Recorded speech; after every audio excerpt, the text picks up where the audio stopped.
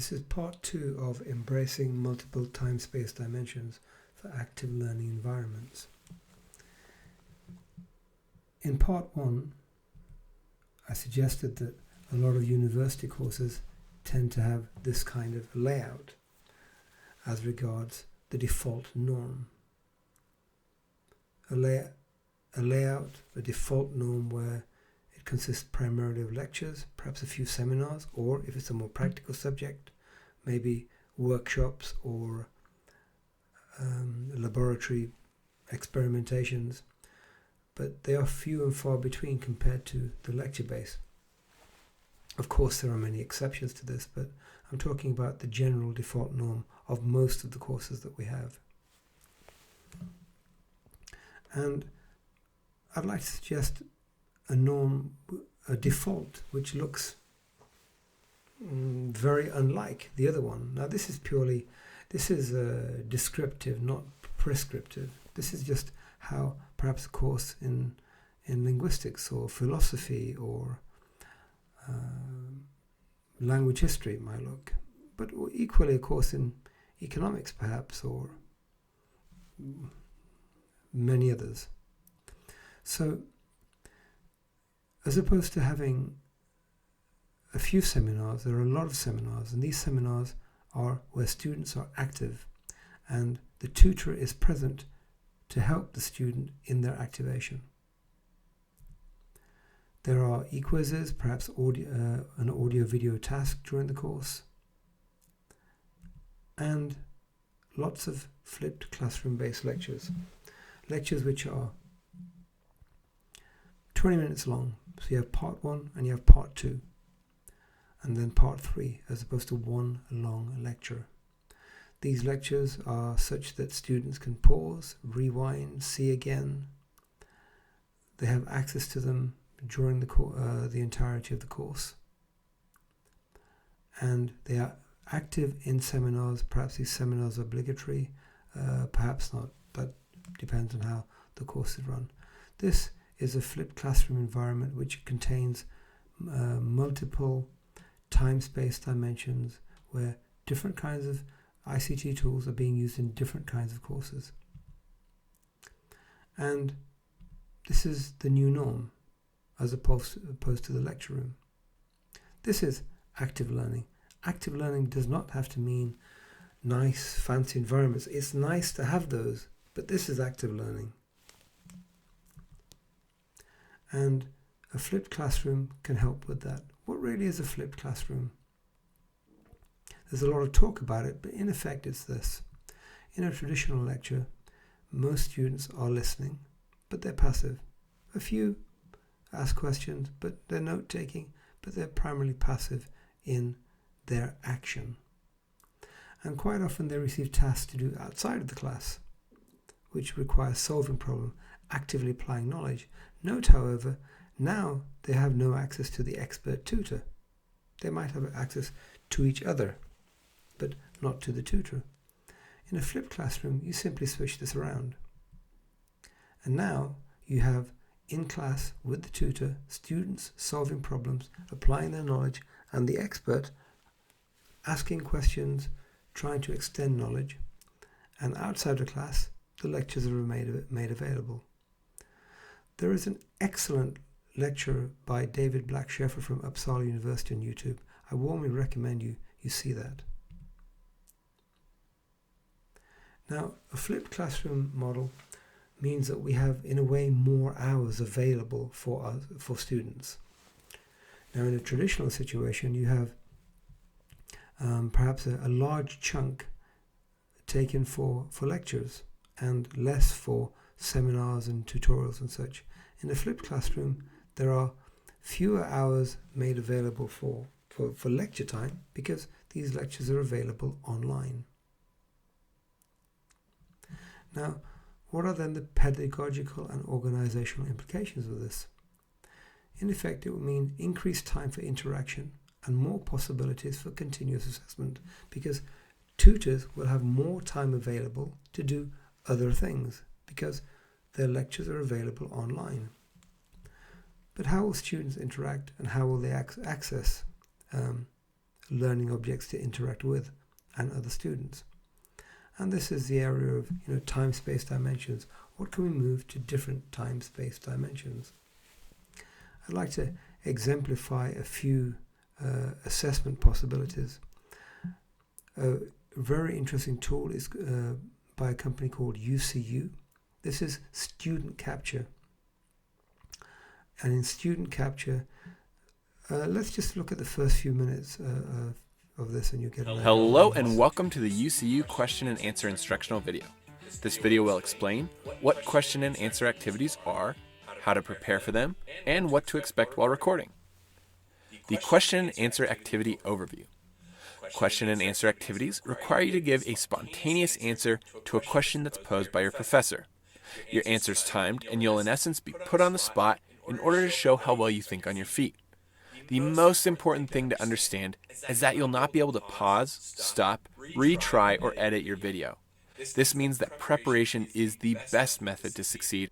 So student capture, it could be on a regular basis that a student receives a question from their tutor and they have to respond to them, that particular question.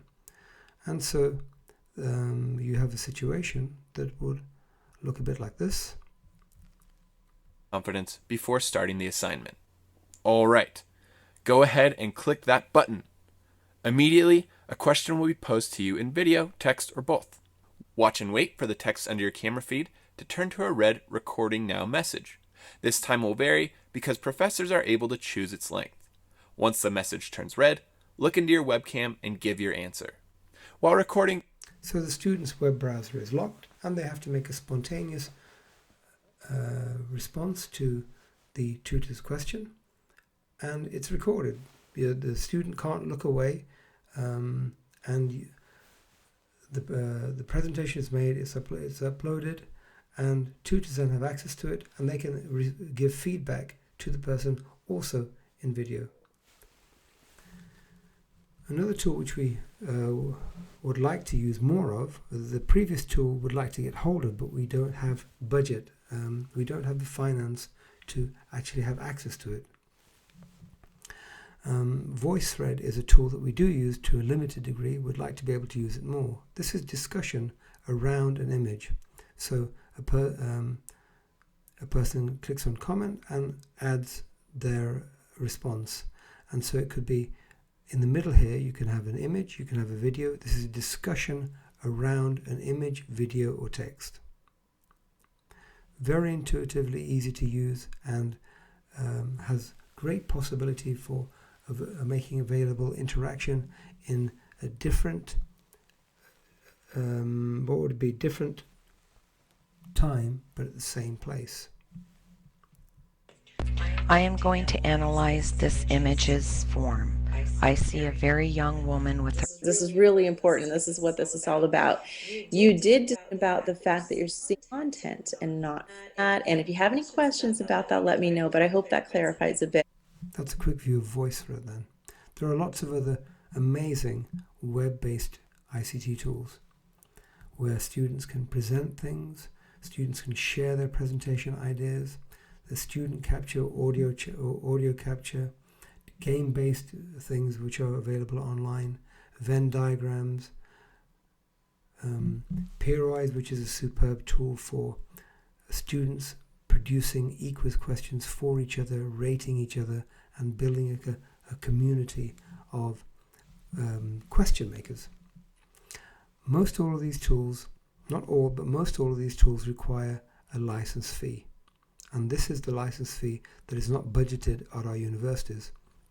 We spend a lot of money on infrastructure, and of course I know we spend lots of money on different areas, important areas, but my point being that we don't have a budgeted area to use for web-based ICT tools which are made by professional companies. And of course we have to take into account the legality of using these in a Swedish context, and so on and so on. All of these things need to be looked at for sure, but my point being that we don't have a budget for them as yet, and I hope that we would and we should. Common for many of these tools is they're made by professional companies. They provide great support. Often there are plugins for learning platforms, but for the most part they require annual licenses, either individual, department, faculty or university level. What kind of tools do you use on any particular course? It's a question that I often get from staff. And it could be one of many things. Well, it depends. What's your aim on the course? And usually my discussion with them involves working with a course design framework, which I have on my website. And this course design framework is based on John Biggs's constructive alignment. And how learning objectives are measured are decided at the beginning of the course planning stage, not near the middle or the end of the course. Learning objectives are written here, and then we look at how they are measured using Bloom's taxonomy. Here in the learning objective, we identify that objective. We look at how will we measure that particular objective. Then we look at the next objective. How will we measure that one? The next one. How will we measure that one? And so on. Then we look at horizontally, how will this learning objective be met that I'm going to measure in this way? How can I help my students practice? And how will I present this? And then we can see which ICT tools are needed to reach this objective, which is going to be measured in this way, and I'm going to help my students practice in this way, and I'm going to present things in this manner, and the other working downwards as a result from that. So, is your course aligned? When you think about your own course or the courses that you've studied yourself before, and aligning the objective with how it's being measured, how it's being practiced, and how it's being presented. At the beginning of this presentation, I asked that you considered a different kind of viewpoint, where the flipped classroom is no longer the unusual thing, it becomes part of the default norm. Inte undantaget. I kan maybe change the Swedish här. Alltså, det blir inte undantaget, vi har en ny default norm. Pedagogiskt mässigt, det finns forskning som visar att studenterna förbättrar sin studieprestation, förbättrar sin inlärning, och även lärarna anser att det är ett roligare arbetssätt. Det frigör timmar för att öka interaktivitet.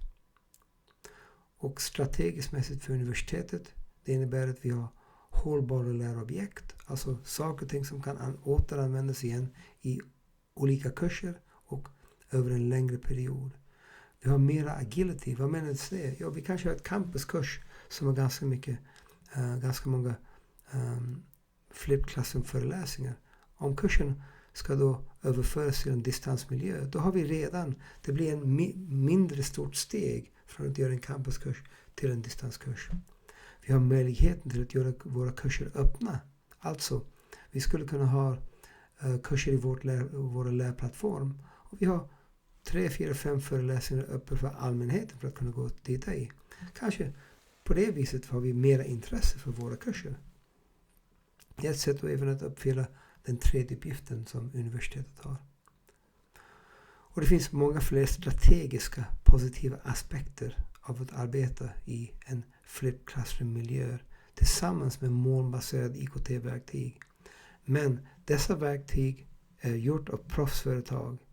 När vi har undersökt hur informationen är lagrad och hur den ska användas, då måste vi även målmedvetet budgetera för sådana verktyg som kan sedan komplettera våra lärplattformar. IKT-verktyg då som pedagogiskt mässigt testar och tränar studenter inte bara i det skriftliga eller textformat utan även använder andra modaliteter. Och till sist kan det även användas för distans- och campuskurser. Våra rum för aktiv lärande som vi har på campus, dessa byggnader, rum och interaktiva smartboards och så vidare, de kan användas bara utav campuskurser. Men dessa verktyg, molnbaserad, kan användas utav alla distansstudenter och campusstudenter. Och det ger oss förnyelse och mera dynamik i våra kursutvecklingar. Hoppas att ni har tyckt att det var intressant. Tack för mig. Här är mina kontaktdetaljer. Kolla gärna in min IKT supportsida